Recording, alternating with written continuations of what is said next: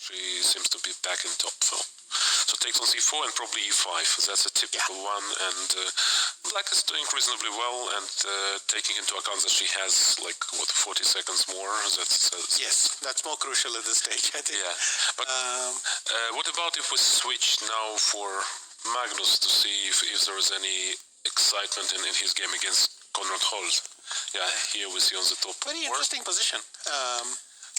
So let's get Magnus' position. Yeah, as here. He's just played g3, I think. Whereupon Black could already play queen d5. No, there's queen b7. So if White manages to, let's say, play king g2 as an e4 and everything, so he'll be winning. Black has to do something very quickly, probably. So what there was a couple of... No, in fact, he's provoked the exchange of queens. He's got queen d5. He got queen d5. I wasn't sure about this. I thought Black could just play knight d7 and rook b8. But anyway, he's gone for this. He's taken on d5 and taken on c5, and he's just going to round up the pawn on c3. Okay. Yeah, that's very exciting, because this c3 pawn, if it remains alive, Black is just winning. But probably it will be surrounded, and Magnus will snatch it. And okay, let's see if that actually is in danger of happening. Bishop c5, he's gone bishop a3. Yes. And now I'll play either knight a6 or knight d7. Yeah, knight a6. He played king e2. And then I play rook hc1. I don't see how you protect this pawn. I mean, rook c8, rook c1, something like that. Maybe bishop e7, some subtle move. He's gone rook c8. Yeah, rook hc1. Yes, it's. So now I take, go c2. If you go knight d4, I go knight b4. Am I hanging in there or not? Maybe king d2, and I'll capture pawn. Rook at c1. What about bishop b4? Bishop b4, right here, right. And then knight d4, but then king d7, and then quickly play double. Knight goes to b5. I will not take it first. I play knight b5. I'll go rook c4. And then I take on b4 and take on c3. Yes, but then I already double on the c file, and but for my ugly pawn structure, I have some activity. Right, yeah, maybe he's holding. Let's see the clocks. I mean, Magnus has 126 and... has almost the same, 122, 121, yeah, king d7. King d7, he plays the same idea, knight b5 and rook c4 probably. Rook c4 or c2 maybe? C2, yeah. So he allows bishop b2, yeah. And then he wants to play knight d4 back and to get this pawn in. So rook c... What about knight c5 now? Knight c5, okay. Because had you played rook c2, I have knight b3, and then later coming on c2. Right, but we already passed. But now knight c5, you still have to protect this rook. So rook at c8, I think. Look at Magnus. Magnus doesn't look like a person who has less than 1.5 minutes. I mean, he's like pondering and yeah, rook at c8 now. h8. Which don't you feel that it changed with the time? Because I remember all this. Okay, now I go rook a8, knight b5. Sorry, 1 second. It's very exciting. Yeah, and knight c5. Why is he giving the knight back to tempo? He should have gone rook a8, knight c5, and then. Yeah, but he wants rook c5. Oh, he's holding this. Oh, okay, he's kicking the bishop. I get it. Yeah, and then knight c5. But then knight d4 will come, and then he'll go knight b3. Rook takes d4 and knight b3. Knight b3. And then. Yeah. But not clear. Then king d3. Sorry, what were you saying earlier? Well, I was asking you general questions, and you were very much into chess. I was asking about your feel. I feel that it's very different now from it was when they played previously, when they had 1 minute and it felt like they have only 1 minute, and nobody really concerned now till they have 10 seconds or something like that.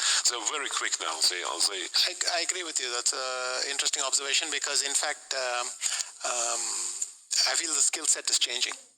And this is due to the number of games they play with faster time controls. Probably. I remember this game, and you can find it easily on video, when Gary plays Kramnik.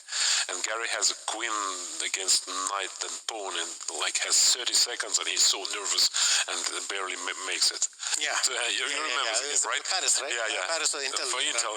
And today, I mean, nobody would even probably play this position, right? I mean, 30 seconds. I mean, if it would be 10. But I think more to the point here, Magnus is going to win this. Because the bishop on d4 stops that knight ever coming to c5, and I think he's going to get the pawn now. Knight a3 or something. Yeah, well, it's exciting. If he gets his pawns, then the game is over. So Black has to do, it's not like he can afford himself to lose his pawn and then to continue playing. It will be just immediately over. So how Magnus gets to this pawn, actually? If he can trade the bishop for a knight, then it would be winning, but how? Yeah, actually, one idea was to play G4 H5, which is almost working, but so he's going Bishop E5. Bishop to D6, so he wants to play Bishop D6 and to take the Bishop. Oh, King E6, now he will play Bishop D6 probably.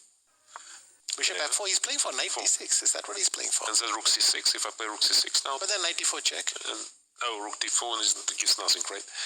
Because then Bishop is coming to D2 at the end anyway, and...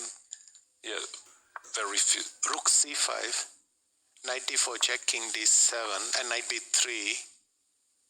Yeah, it's very tempting. Meanwhile, we get news that we have a first sole leader in the tournament. Artemiev has 4 out of 4. Okay. But Magnus is to remind he's only on 2.5 out of 3. Okay, still too early to... Should he take the exchange or take on C5? Exchange is also good. Yeah, because black has trapped his own rook, white can take his time. Bishop E5, King... Bishop. Yeah, that's it. Okay, let's move on. This one is over. So the game is over. Artemiev won. Ooh. So Artemiev won against Smirnov. Just by pawn mass, okay. Just collected everything. Johann Sebastian Christiansen beat Gukesh. Christiansen beat Gukesh. Actually, that's quite an achievement. So Rook C5 here. The Magnus game is it's over. Is not. Let's move on. Ponomariev loses to the Christoph Duda. Anishkiri beats Hovhannisyan. Actually, to remind to our readers or spectators, for Anish, that's crucial to win this tournament outright. If he wins, he qualifies to candidates. If he doesn't, he does not. I was wondering about the Blitz. Yeah. Okay, so winning here does get him... Anishkiri beats... Gunina beats Asobayeva. Okay. So that was a big thing, but we only saw the start of that game. So Magnus has won. Yeah. We see, so we can switch to other games which are still running. Let's see, close at Dubov. I don't know what they discussed. Against testing or something else, but... Dubov in his... Pity wisdom. Yeah, sort of. 5 seconds. So, wow, that's going to be exciting. Some checks, but surely not a draw. Okay, the bishop is hanging. Yeah, bishop B7. So how you stopped? Queen E2, check. But bishop D5 check maybe. Queen F4. Why not go? Even bishop E3 would have been enough. Queen E3 now, thank you very much. Yes, okay. If queens are traded, the game is over. So but Queen E5 but Queen E5 or A6, just A7 maybe. Okay. Bishop C3. Well, Dubov is typically very successful in these events. I remember that he was also among leaders in 2021. This is the point, no, because Queen F3 check. Queen F3 check, blunder. But it's still the bishop is controlling F3. Yeah, but he blundered. I mean, the position was so good that even after blunder, it's still. So he cannot take on C3. He took, but there is no knight E2. Yeah, so resigned. Okay. So Dubov wins, and Dubov is on 4 out of 4. There will be several players probably because there was a massive tie. So Artemiev is on 4 out of 4. Artemiev, to remind you, was probably the only player to beat Magnus last year in the World Championship. Oh yeah, but still finished. What was it? 4th, I think. So Kamalidenova lost to Ju Wenjun, so Ju Wenjun gets on the 4 out of 4.